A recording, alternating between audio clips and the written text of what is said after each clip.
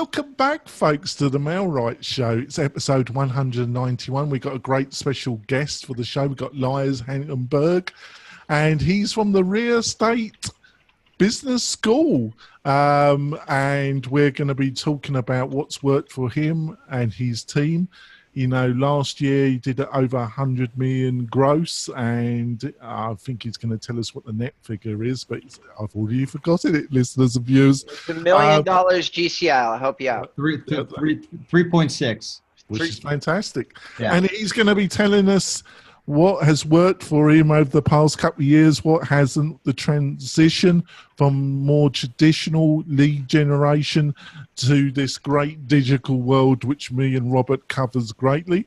Robert, would you like to quickly introduce yourself to the new listeners and viewers? Yeah, you said that word quickly like you were hopeful. Like, will you please be quick today? My name is Robert Newman. I'm the founder of Inbound REM. I'm a real estate marketing expert. You can learn everything you want to know about me by going to Inbound REM, or just Google any of my competitors like Zirpal, Sync, or just about anybody else, and you'll find me on the first page of Google. That's great. And Lars, would you like to do a quick introduction as well, or do you think I've covered you? Yeah, I'll do the 10-second, maybe a little bit longer. So I got started in real estate in 2007 and just quickly learned that I wasn't going to be a good agent. And I just built systems, focused on marketing, and I just sort of replaced myself, you know, to the point where January 2012 was my last closing. I've worked a day a week in that business for the last 6 going on 7 years.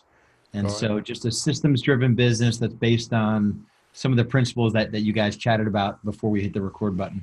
That's great. It's going to be a great conversation. And I just want to thank you, listeners and viewers. This is going to be a record month for the Mailright Show. It's going to be, if it continues the way it's been this month, it's going to be an amazing month of downloads. And I really appreciate all the new people that have been doing shows over the past couple.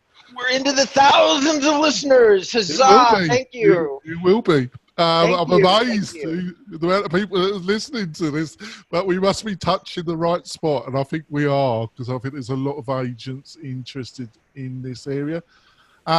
So let's start the conversation, Lars. You know, how have you seen this change in how you are getting leads from, let's say, 3 or 4 years ago to what you're doing now? How have you rationalized what was necessary to change in your own business? Yeah, and it's you kind of mentioned it before we started. It's the realization, for some reason, in the real estate industry, and I don't know if it's like this in other industries, we get these like major aggregators that come in between us and the consumer, and maybe they spend $10 to generate a lead that they sell to us for $120. And, you know, it's, I never really went deep down that path of letting somebody else do my quote unquote marketing. To me, calling up Zillow and getting a zip code is not marketing. In our industry, we actually call that marketing. And so as an industry, I don't think we have figured out anything about like fundamentals of marketing. You know, you mentioned digital and inbound and putting a message out there that people can find, attached to, and want to reach out and do business with you. And so we don't pay for leads at all, you know, and that sort of shocks some folks. We did like $49,000 of marketing and advertising spend in the first quarter on like $800,000 of gross commission income. And so the most team leaders, I've talked to team leaders that are spending, like a guy that did 1.3 million top line, spending $47,000 a month on Zillow. And he's like, my marketing spend is $47,000 a month. I'm like, no, it isn't. You're not even a marketer. You've never even thought about what marketing is. So I just see this turning point now that it's clear that if you're not in the content game, in the digital space, getting a message out there, looking for, you know, serving buyers and sellers and just adding value, and then telling the stories of those that you've served at a high level, it's going to be really bad for you in the future. You know? Yeah, I was on a webinar this morning, and the presenter was really spelling out 2 things that are really affecting agents. That is lead inflation. You know, there are so many so-called leads out there that are basically it's more leads out than the population of the US. And most of them are crap leads and they've been resold and repackaged. The other thing is that commissions are under pressure from the discounters. And if you can't show your value to your target audience, you've got a bit of a problem there because the discounters are pressurizing the margins. So it's a kind of a semi-pincer movement. Would you agree with that, Lars? Yeah, and that's essential to this conversation because I use the analogy like I went to a Zach Brown band concert on Sunday night. I've been to a Top Golf, which is like a freaking futuristic driving range for golf. I've been to the gym I go to is Lifetime Fitness. It's like a 1 billion square foot facility of state of the art everything. You know, I drive Ubers, I go to the Apple store, and then I'm expected to go meet with a real estate agent. That is a complete joke. And so like we just don't view our profession as competing with everything else that's going on with our with the buyers and sellers we want to serve. We're not even viewing like what we do as part of their like to the standard that they expect. So that's the first shift is the consumer shift. And then we have in Charlotte, we have 3 of the majors. So Zillow, OfferPad, and whatever the other one is, the iBuyers, you know, so they're just coming in, I'll buy your home, you know, you can just buy the next home and we'll make it a seamless transaction. There's that shift. And then there's technology. I mean, technology has barely scratched the surface of what it's going to do in real estate. And then we're just due for an economic shift. So it's like this perfect storm of shifts that are going on where if you're relying on like buying a lead or, you know, you're going to be out of business. And it's about story, it's about content, it's about doing a good job. You know, you guys have probably read the book, Thank You Economy, Gary Vee. And like just going back to the way business was done in like the 1950s, you know, like really caring for your clients, really establishing relationship, like basic stuff that real estate agents are so desperate for the next commission check. They don't even have a clue on how to really do that. So that's where our focus is now. It's you know, it's doing a really good job. So we used to measure how many transactions out of 10. So what percent we would get a referral by the time we got to the closing table. So the time we left closing, we'd have a good referral in hand from our clients. And it was 1 out of 10. It didn't mean that we didn't get them in the future, but we just tracked in that, you know, 30, 60, 90 days that from signing up as a customer to closing, 1 out of 10. Last 2 years, we focused on delivering an experience to them that is just unlike anyone in the whole land of real estate agents. And now we're at 5 out of 10. And that's only in a 2-year period. Our goal is to get to 8 out of 10 closings. We have a referral, a quality referral in hand before we leave that attorney's office, and a system for doing it. And then everything else is just content now, and testimonials and social proof and all of that. So that's kind of where the business has shifted. And it's still, you know, a direct response sort of, you know, we don't do any image advertising. We don't, you know, I don't have my name on my business at all. You know, so everything we do is to get folks to take an action, you know, and we do it differently. We used to do it with direct mail. We still do some direct mail, but now we do it with text and email and those sorts of things. So you've used a lot of key phrases, and one of my things is my belief of the people that listen to this show, Lars, is probably we probably collect a lot more people that are new into the real estate industry than we do vets. We have a few, but I think that our audience is mostly people that are trying to climb the marketing hill as opposed to people who are at the top and just trying to make some adjustments, to give you an example. So I'm going to go ahead and regurgitate some of what you said. So we talked before the show, and you used to use an expired listing strategy, right? And that was part of a direct mail strategy. That's how you used to do it. You sent out postcards to people, and you'd have some clever verbiage on the postcards that they would then initiate a call. Am I understanding your previous strategy correctly? Yeah, and we still do handwritten letters to expired and FSBOs. So Okay. What can you please give us an example of give me an example of what that letter says. Yeah, so it's dear Mr. Jones, I noticed your house at 123 Main Street came off the market. Would you consider selling it to a buyer prospect of mine? Okay. And then when you get a call, you have a team of people somewhere like taking those calls. Are you offshoring that, or do you have actual No, people? we're local. Yeah, so we only have 14 people on our team, and we only have two people in inside sales. Okay. But there is somebody there waiting to take a call. Gotcha. For sure. Okay. Yep. All right. So then now you said your strategy has shifted. You're doing emails, you're doing text messages. So what are you using? Who are you sending those emails and text messages to, and how are you getting those names? Yeah, so the same way we get the information. So in real estate, we have a service, and it's not very expensive, called the Red X. And so it basically just goes into your MLS. It grabs the information on expired and withdrawn listings and makes it easy for you to do things with them. And they'll get cell phones and email addresses where they can sort of gather that data from. So we write that handwritten letter, and then we're doing a series of emails and texts and phone calls as well. Okay. That's pretty cool. I've never heard that before. So number one, users, in case you didn't pick it up, I'm on the website right now for those of you looking for a new piece of data. The name of the service he uses is called the www.redx.com. So I think that's pretty cool. It's pretty hard for me to hear about something I've never heard of before. So Yeah. I'm pretty excited that you just dropped a name that I've never seen. Oh, I've never heard of. We have to get them on the show, Robert. Yeah, absolutely. So the Red X, and you can get the expireds, and then what you do is you email and text these expireds, right? That's what you're saying? Yep. Yeah. So direct mail, email, text, and phone call. Okay. Is the message still the same? Hey, I noticed your listing is expired. Would you, I might be able to get it.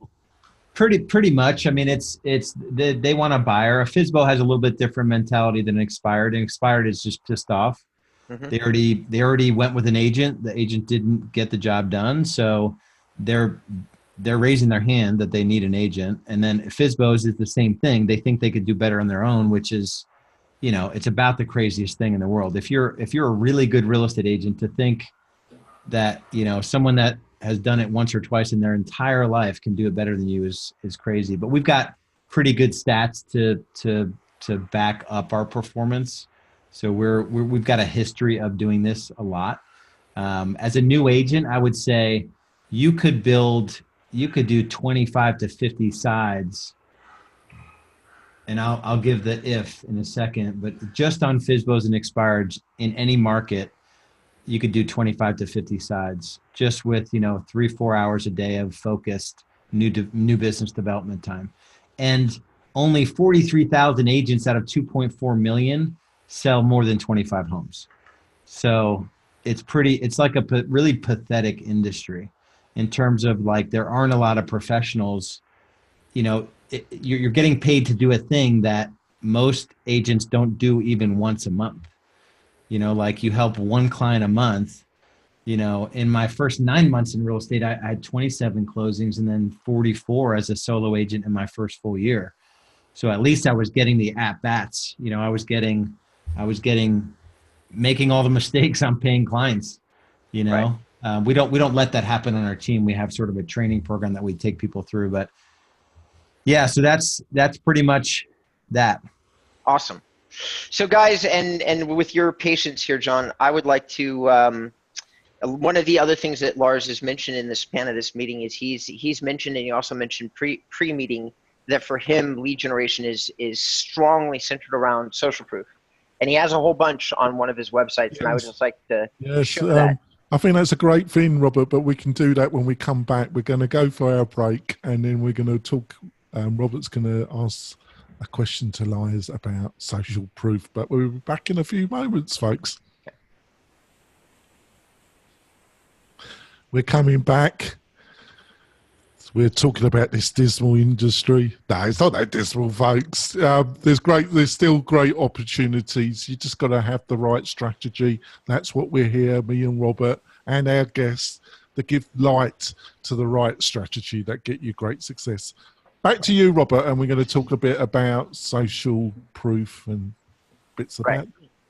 So just to tag on again to something that Lars is saying for our audience's sake, listen, guys, I am a strong believer in the same thing that Lars is. I believe strongly in systems, and all a system is a series of things that you do that gets you X result.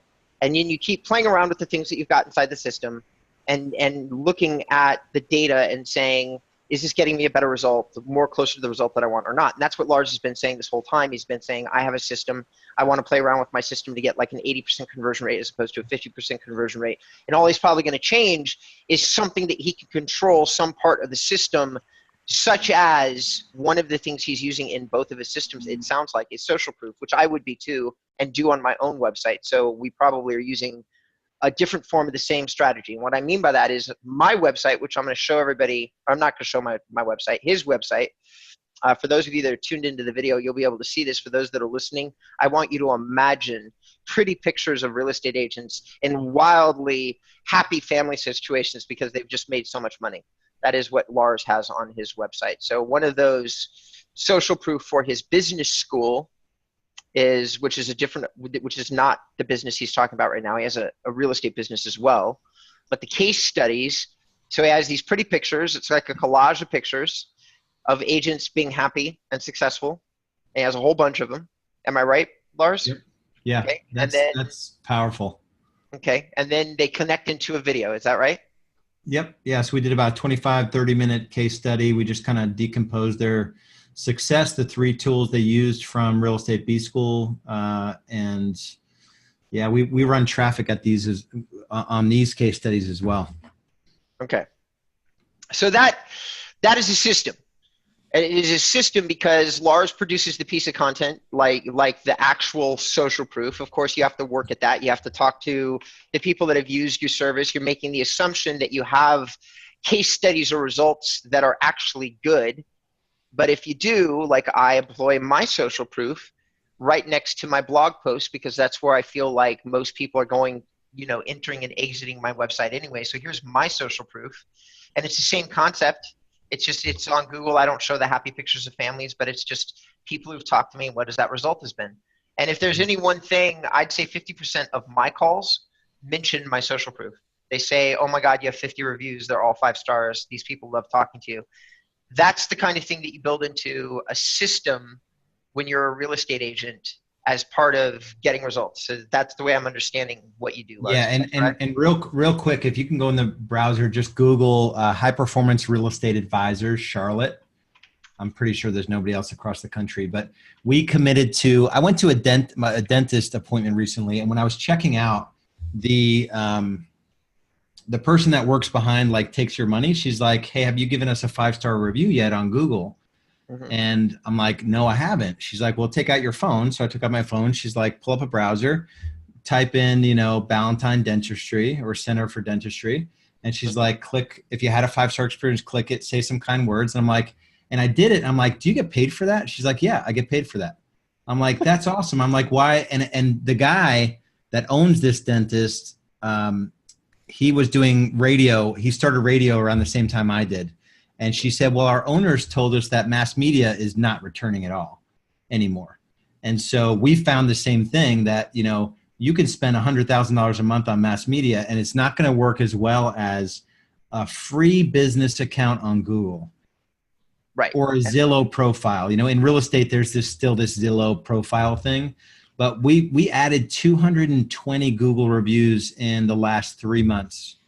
Just by focusing, and we put a system around making sure that happened. And have you started to see a conversion rate difference in your business? 2 listing appointments last week off of reading our Google reviews. Right. And I've experienced the same thing, by the way. Yeah.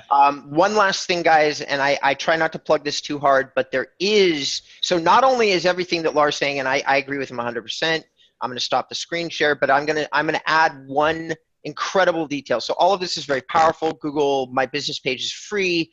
The reviews are going to get you business, but guess what they're also going to do? Google actually uses those reviews heavily in their hyper-local search algorithm, which means that the more reviews that you get, the more likely it is that you're going to be on the first page for searches like Charlotte Realtor. because Google is looking at the quantity and quality of the reviews that you have connected to your Google My Business page in order to decide what positioning that you have inside your local search results. And a local search result is anything where somebody takes a keyword that's connected to a locally based profession, such as realtor. And sometimes in some cities, they'll even do the same thing with broader keywords, such as real estate agents, Charlotte, as an example. And then they return to you something called a hyperlocal search box. Actually, you know what? I'm going to show that just for the people that are doing the video so that they can see what I mean. This is that. And it's at the top of the search results. It beats everything else. So if you are this company, Savvy Real Estate, in Charlotte, and you have 12 reviews, not only are in the tops of the search engines, but now if you've used the social proof like Lars is suggesting and I'm suggesting, you also will be the first company. Oh, and here's high performance, 330. You're high performance, right? That's you. Yep. Okay, so actually Lars's company, which has 330 reviews, if I'm looking at this and I see these three companies side by side, I absolutely go for the one that has 330 5-star reviews. No doubt about it. I call these guys first. That would be me. And I think everybody else too. Yeah, Savvy has probably 20, 30 times the number of agents we have. They're a brokerage, so their footprint is huge across Charlotte, and we're 14 people. So we didn't pay anything for that placement. To your point, it makes me happy that someone out of the market got the result, because sometimes they know where your IP address is too, and they serve up stuff based on where you are. Yeah. There's actually quite a few factors with local. There's how many citations you have, which is how many business listings you're in. That's why Savvy is ahead of you, is they have longer established business directory listings than you do. Mm-hmm. The amount and quantity of reviews that you have is only one of the factors. It's not even the heaviest factor. You can't beat out the super established companies just by getting a ton of reviews. Yeah. But you can change your position. You can get in top 3. You will get much better placement with reviews. But these guys probably have been around longer. Mm-hmm. Interestingly enough, Savvy has more than one location. They're both on here. The physical location, like where you are in comparison to where somebody is actually physically doing the search, that matters. There's a lot of factors that awesome. that affect hyperlocal. Yeah, because I'm not even like 1% as smart as you in that stuff, and I'm just happy that it worked. Yeah, which is brilliant, and I'm super glad that you're mentioning it, because if somebody was to say, what's the most valuable free strategy that I can employ, like marketing wise, as a real estate agent right now, and I think that my answer lately has been, you know what, I really honest to God think it's probably create yourself a free Google My Business profile and start to collect reviews today. You can do all of that for free. You need no money, zero money, and you can do it right now. And if you do it well, like you've done it, you will get on the first page of Google. You'll be at the top of 5 or 10 high quality search results, and your total expense will be 0. Mm-hmm. Anyway, sorry, we went off on a tangent. No, I think that's great insight, and that's what the viewers love. One question that occurred to me, Lars, is that you said, out of 10 clients you used to get 2 referrals. Now you've got that to 5. Can you give some insight of the process and what you do to turn that, get that higher referral rate? Yeah, so I can break it down. I listened to I don't even know what it was, but it was Jay Abraham. It was 93 Referral Systems by Jay Abraham. And I think it was on Audible. And I think it was like a seminar that he did where he just recorded all these people saying their best referral system. And one of the guys said what he does with his clients is he makes it a requirement with working with me is that I want to do a great job and you're going to give me a referral. So I can't spend time. I want to do a good job for you. I can't spend time finding my next piece of business when I really should be helping you. So I'm going to put everything I've got into helping you. And by the time we're done, you are going to give me a referral. Is that okay? Sign here. And I'm like, that's pretty cool. and so then a guy in our industry, and anyone can use this, solo agent, team leader, a guy in our industry, real estate, Mike Hicks, he's a KW guy. If you go onto YouTube and do Mike Hicks promise, he basically role plays this. You're sitting down with, like, imagine you're a seller, hey, there's just one more thing before I let you go. We have what we call the high performance promise. It's, a commitment to serving you at the highest level. We call it the Ritz-Carlton of real estate. Things may go wrong. It is real estate. We've got all the tools and systems to get you where you want to go. How does that sound? Sounds amazing. And then, but here's the thing. I need one thing. When we do this, I need you to send me the name, email, and phone number of someone that will buy or sell in the next 9 days. Could you do that? And then the last part is, if we don't get a referral, I'll assume that we didn't do a good job. We didn't deliver on the promise, and I'm just going to want to have a conversation with you about that. Is that okay?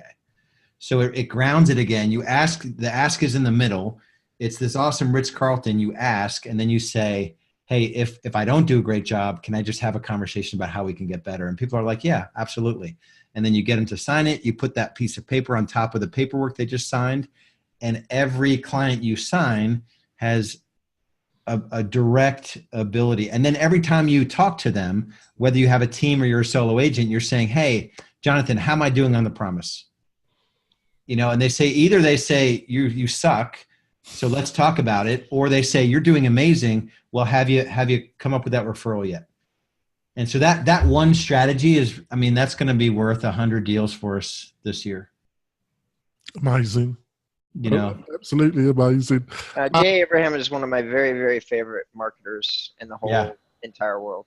I got interviewed him once on stage. He was just a really, I could tell he was 1,000 times smarter than me, because I didn't even understand the questions he was asking me. It was so weird. But it was cool, because I know, I knew him. I already read all his stuff, and I'd follow him, and here I am on a panel, and he's interviewing us, and I'm just like, holy cow, what are you even talking about right now? Yeah. A guy that can get $125,000 from 10 separate people to sit down and teach him something. He knows a thing or two. Yeah, for sure. I would have thought so. We're going to wrap up the podcast for the show. Lars has agreed to stay on for our bonus content, which you'll be able to see on the Mailrite YouTube channel and also on the Mailrite website. There'll be a full set of show notes there with the link to some of the services and products that we've mentioned. Lars, what's the best way to find out more about you and the two businesses that you run, and just get some of the great information that you've provided during the show, Lars? Yeah, we've got some free resources on realestatebschool.com, realestatebschool.com. I've got a podcast. I've got a free report that I give out about my journey and the pitfalls and the things I did right. But then also, if you have any referrals, real estate referrals, it's highperformancerealestate.com. So, and there's nothing, even on realestatebschool.com, it's, we coach a very specific slice of the market. It's real estate team leaders, so folks that have added people to their team, and now they're looking to scale their business. That's great. If I was one of those, I would be interested. Robert, how can people find out more about you, your knowledge, and your wisdom, Robert? As I said earlier in the show, because I like this, you can Google any of my competitors, or they're, Sync and Trulia, Zillow, or sorry, not those guys, Zerpal. Zerpal, I'm on the first page of Google for all those things, and you'll click on, you'll find my website. So there you go. That's great. And like I say, I was fantastic what Lars said about testimonials, because the Mailrite system has a strong testimonial building functionality inbuilt into its system. And I'm a great believer of using Google Business and the free side of Zillow to build up your testimonials. So if that's interesting, go to the Mailrite website and book a free demo with me, and it'd be me personally, and I'll show you the functionality. And I think you're just going to be blown away by our system. We're going to continue the discussion, and also we have another great either internal discussion or another great expert for you next week, viewers and listeners. We'll see you soon. Bye. Awesome. So, got another question, Robert, because I've just gone a little bit blank. Oh, okay. Are we in bonus content now? Yep, you're in bonus. All right. So I always ask myself this question. I get asked it a lot, so I'm going to ask it of you, Lars. So let's say you're a 2-year vet in the real estate business, and you're driven, all right, but you're trying to transition from like a KW website product and Command, their new HubSpot copy, CRM system. Yeah. So let's say you've got that going on, but now somebody's saying, I need to take my marketing to the next level. I'm stuck in all these tools that these people have gotten me, and they're getting me okay results, but I think I'm overpaying for leads. What's the advice? Top down? What's the one critical thing that you'd advise, and then a couple of sub piece of advices you give that person? Yeah. So this one is I had the opportunity to coach a husband-wife team with one assistant. They closed 192 transactions, and they did it with pretty much a single strategy. They only had one paid lead source. I think it was just one paid lead source. And all they did was they built a database based on the birthdays that came up in each of their accounts every day on Facebook. So all they did, and then basically log those birthdays in their CRM and make birthday calls every day. Wow. And it cost nothing. It's like you have to be super consistent with it. You can't miss a day. But literally just having a conversation with the person, getting permission to add them to, your monthly market update, and just offer something of value to get their email address. So take them from, I guess you're not taking them offline, but you're taking them from Facebook, and you're literally building a database of people that said it's okay for you to reach out to them. And they still use this strategy today. They still make those calls, and they did 447 units last year. Jesus. Do you have any idea how long they've been employing that strategy? It took them consistently over 2 years to make that strategy. I think they did like 60 transactions, and then like 120, 100, 192. I think that they had a couple year, but it's a database driven. So the advice is pick a database. The legacy providers in our space they have a business model that I think it was set up when paid traffic worked, mm-hmm. and it doesn't work anymore. So the returns are just, you can't afford to pay this big technology fee, to a sync or, any of the other ones that have a high technology fee, because it's a loser's game in my opinion. And the database wins, relationship wins, testimonials win, doing a good job and leveraging that good job into a referral on the spot. So that's the advice I would give is get an affordable CRM and feed it a lot every day. And then get an item of value that you do every month and make those happy birthday phone calls. You could sell 50 homes 2 years from now doing that one strategy. What CRM do you use? Sorry, John, we use Boomtown. I needed to ask. What, Boomtown? Yeah, so I was Boomtown's number 9 client. All right. So I've never strayed. That was back in over 10 years. And that's my other piece of advice is whatever CRM you pick, do not change. Because the loss of momentum in changing things in your business, thinking that that's the problem, it will kill your business. You can sell 50 homes a year on, like index cards, but agents want to think that I've got to switch from here to here to here to here to here. Pick a good one and just stick with it. Yeah, I follow you.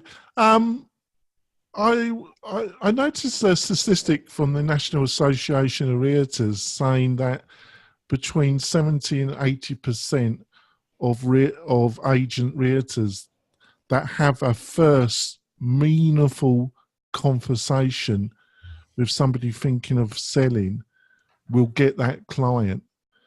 Do you sense that's probably correct? And how do you provide that meaningful discussion that really entices them to have that first meeting with either you or one of your team? Yeah, usually, so the listing side, I think, and I don't know the stats, but the listing side is generally business driven. So you'll find a seller will interview 4 or 5 agents for the job of selling their home. On the buy side, there's very little of that that goes on. People stumble into an open house, or, they think just looking at homes, they run into an agent, that agent does an okay job following up with them, and they become their agent. On the listing side, we still compete with, 3, 4 agents every time. And um, so I guess the answer to your question is, yeah, you definitely want to have that initial conversation.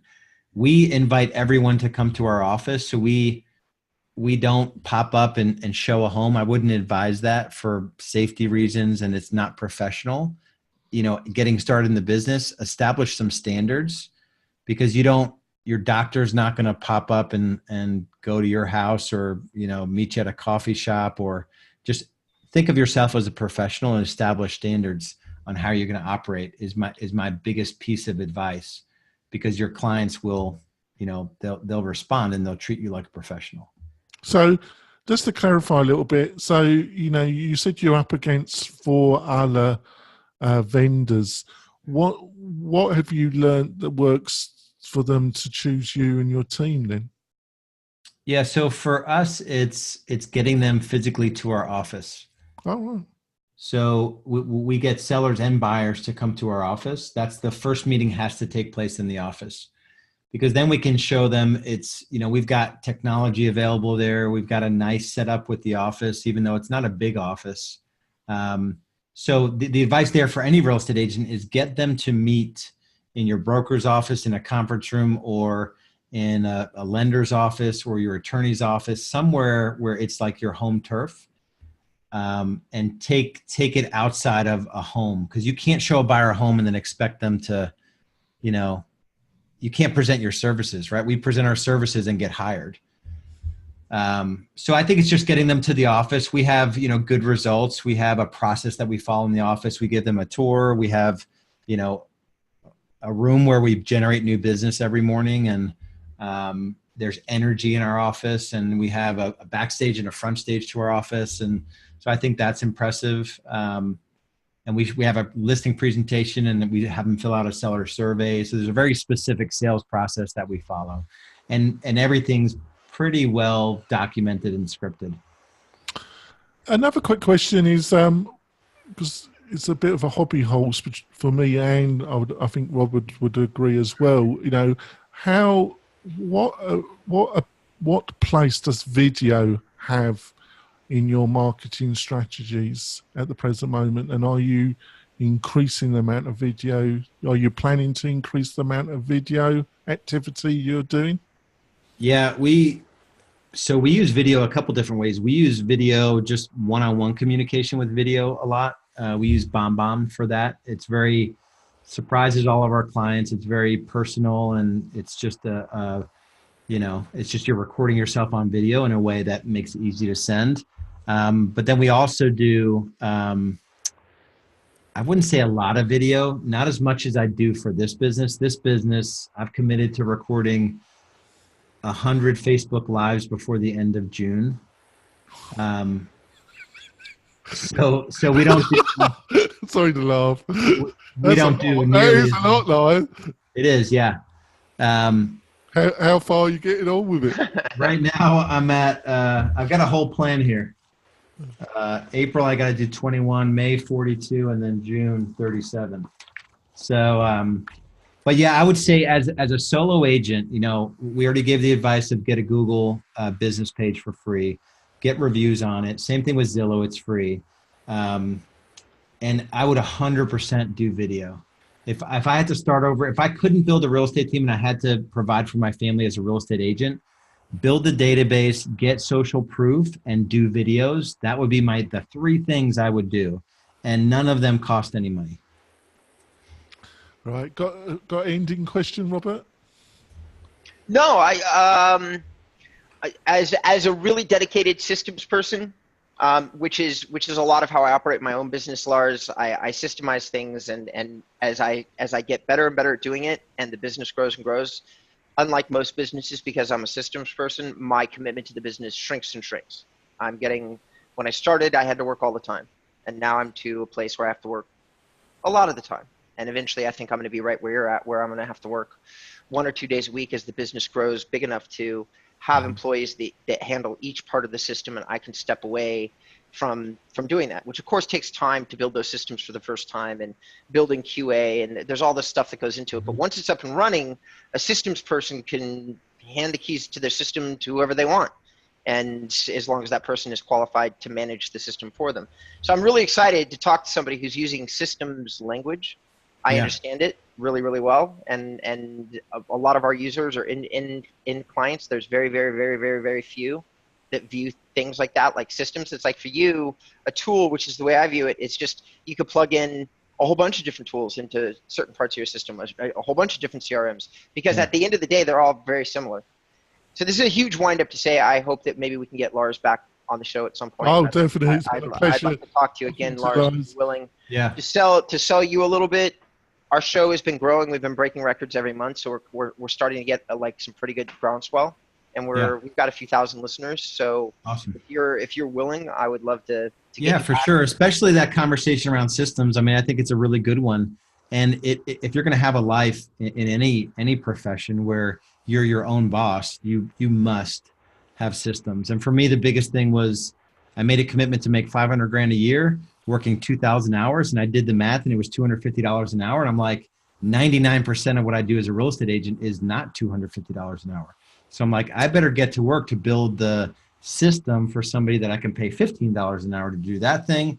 Then this one's a little more expensive, 30, and then a listing agent's 50, and then a manager's $100 an hour, but they're all less than 250. So that's why the year I worked 42 days, I made like $17,000 a day, because it was all, I just had made that commitment. Now it's $1,000 an hour. Like if I can't do something that's so high leveraged, I can't deal with it. And I'm not at $1,000 an hour, but I have the mindset of like, I can only touch things that are going to multiply me. And I can't, so a podcast that reaches thousands of people, an event that, is recorded and we can slice it up in a million different ways. And so real estate agents need to think of themselves that way. You can't be in a million places at once if you want to have a life. That's fantastic. And hopefully you will come back on the show later on in the year. We'd love to have another discussion with you. And we'll be back next week with another either internal show or another great guest. We'll speak to you soon, folks. Awesome. Bye. All right, gents. Thanks, guys. Hey, thanks, Lars.